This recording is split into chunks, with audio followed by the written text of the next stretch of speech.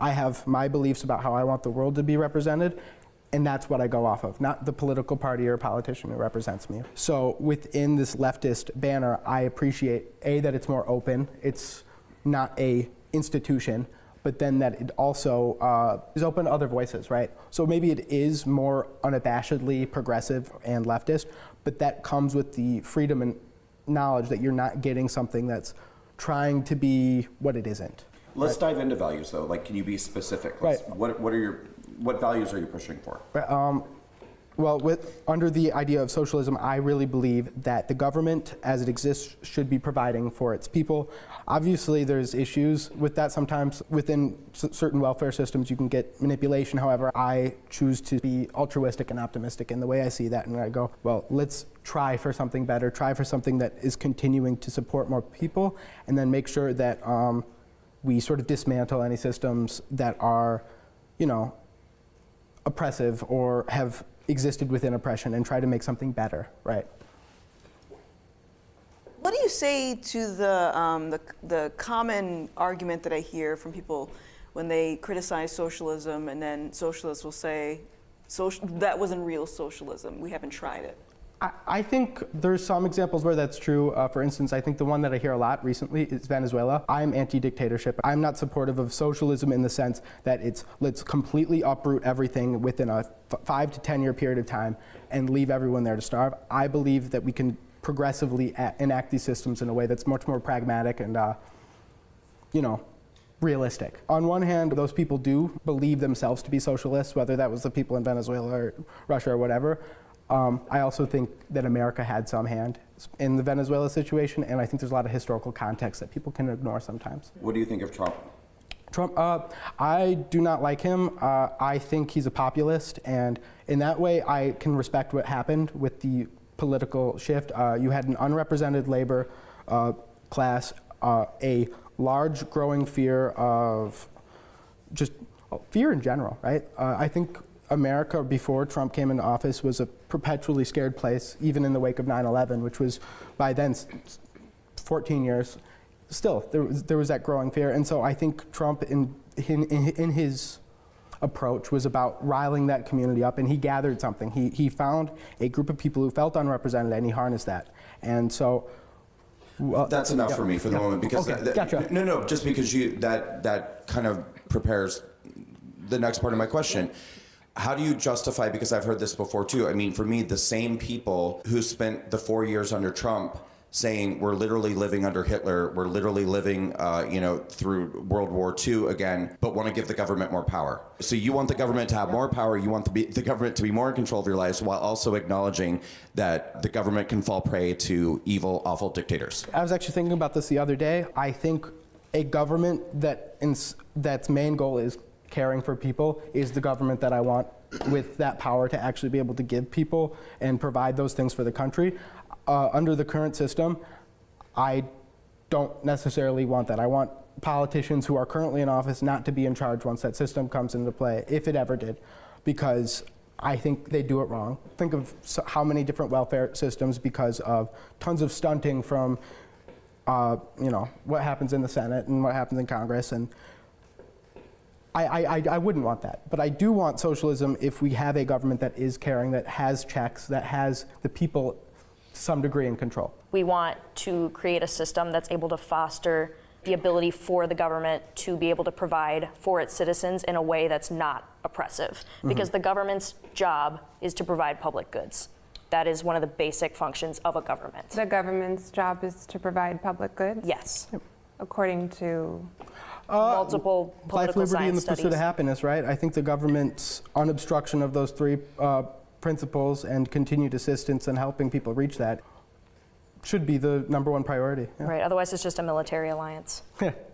I do have a question, mostly for like anyone who can answer this. Doesn't the Constitution, government, already have certain things to prevent dictatorship stuff from happening, like checks and balances and stuff like that? Do you guys think there's still some that's missing that could be implemented? That was going to be my question.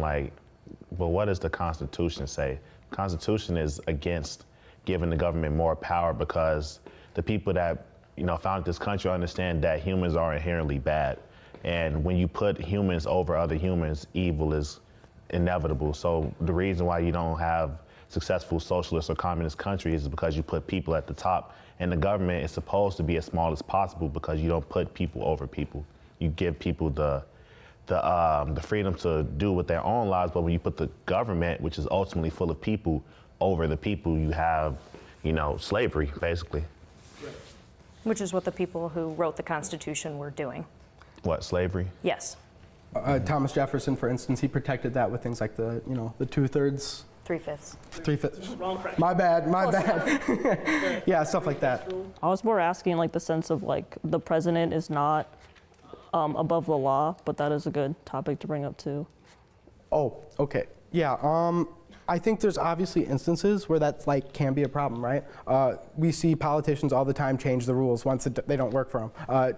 Even as far back as, I can't go so far back, but I can think of a Democrat example with the way FDR did court packing, and I can think of some of the stuff with the January 6th incident with Donald Trump, right? Where you're having people who are trying to change the rules or outcomes to benefit them, right? And so with what we're talking about with socialism, we're not talking about some huge government takeover where it's you listen to the people. It's we want people to be able to help other people. So do you guys think that we have a right to someone else's labor then? If we have the right to these things that the government's going to provide, do we have a right to someone else's labor? Are you talking about the idea that there's people who just won't work under welfare? No, I'm not necessarily talking about, this is more of a general idea. I mean, I've been wanting to ask, because I know we all have different facts here and we all have different knowledge. Right, but yeah. So you don't support violence because you condemn violence, I get that. So how do we move forward? Because I hear you saying that the government has kind of stepped in to help with welfare, but we're still very racist.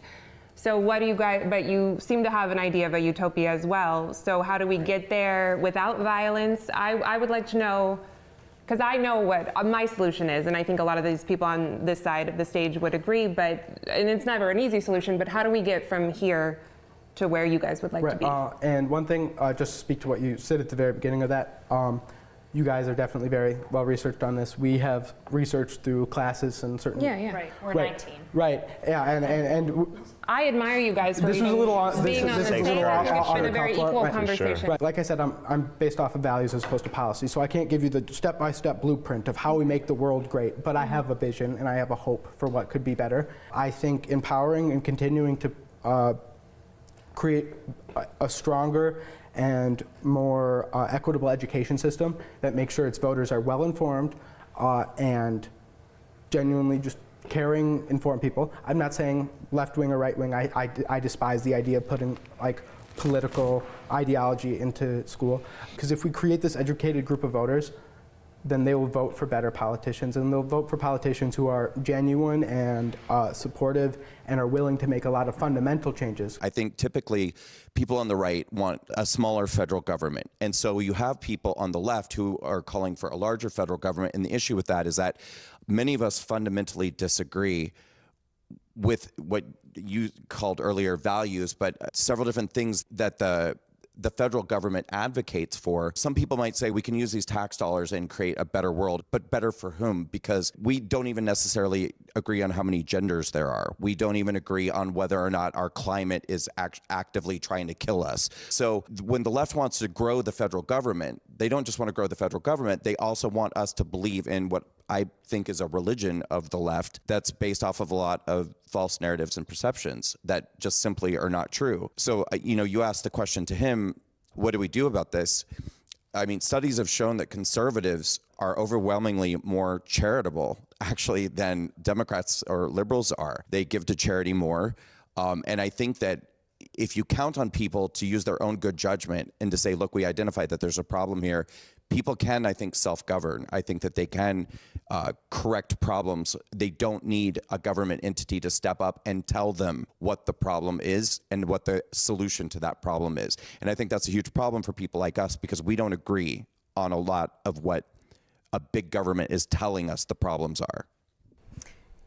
Can I also add to that too? Because you mentioned earlier, and I appreciate that you said this, that you want to have your values reflected in the government. So I'm curious, where do you get your values from? Like, what is your standard? Because I think that would answer a lot of questions in terms of what are our problems, what should we be concerned about? Well, first of all, I'm very big into sort of relativism, right? That like what I think is good and what anyone else thinks is good is based on their context, right? The life they've lived. So I understand that there's experiences that have happened in people's life that lead them to believe this, that, and the other. And even for myself, I've gone through things that make me maybe a little superstitious or make me a little this or that. But at the end of the day, what I hope to do in my life is put myself aside from every problem that I see myself facing and see which problems should the government feel responsible for and what can I do to make sure everyone is also at the point of privilege, at the point of this, that, and the other that I'm at. I feel I'm a very lucky person. I'm going to a great college. I have great parents. I come from You're this an place. American. No, I wouldn't exactly consider myself to be the most patriotic person ever, but I do like America. I do like the country I live in, and I just want better for everybody, right? Yeah. Sorry, I kind of just wanted to go back to, because you mentioned you're big on relativism. Right, yeah. And now are we talking in terms of like what is objectively the thing that we should base our worldview and our values on? Because I don't necessarily think there's objectivity in the world, and I understand that. So what I have to do is try my best to do what I think affects the least amount of people negatively, right? But how would that translate in the same universe of wanting socialism without opening the door for tyrants and dictators, if we can all just say, these are the values that I think would be beneficial for humanity as a whole, and that might differ from you. So if it really comes back to relativism, then why are you more correct with your position as opposed to a dictator who thinks that he knows what's best for humanity? Great question.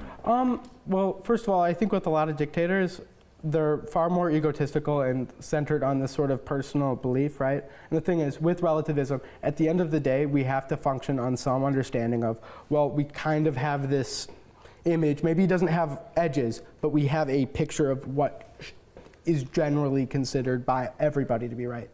So is that the right? Is that based on the amount of people who agree that this particular thing, that these values are good, or? Oh, well, I think often populism can be dangerous, right? I always think it's a real cliche in debates to be like Nazi Germany, but in Nazi Germany, there's a very large group of Germans who thought that, anti-Semitism and this, that, and the other, and conquering Europe and all these things were good ideas.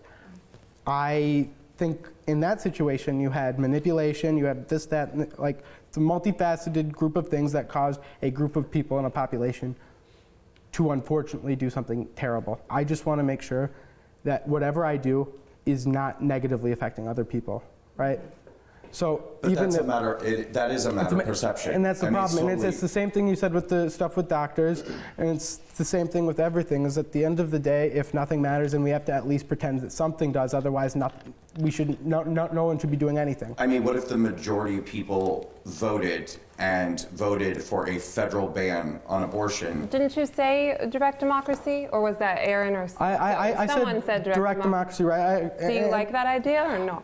I like the concept of people being represented more and more, as maximizing the amount of representation, right? Again, it's a way where we don't have, tyranny of the majority is obviously, like I said, important. That's why I didn't say I want complete and total direct democracy. It's also the reason I said I don't like all welfare systems. It's because there needs to be checks and systems that, again, we can try our best to pinpoint how we do these in a way that makes sure that, these good and altruistic ideas aren't taken advantage of and they aren't dismantled. So Brandon was getting at if the majority of people voted for something that you would think would be relatively bad. Right. I don't know. I mean, but then I think that happens with everybody, right? But I guess that's the point, is that, if there were a scenario where there was a vote and people overwhelmingly voted for a federal ban on abortion, number one, I think that at that point you would think that kind of federal control was terrible. You wouldn't like it at all. And I also think that the people who voted for it would think that they were doing something for the greater good, that they, first of all, it's not, whether you're for abortion or not, I think we all agree it's not a good thing for women. But I guess my point is that people don't believe what they believe because they enjoy hurting people, When I say what what's best for people and this, that, and the other, I'm still coming from my personal context of right and wrong, just like everyone else is.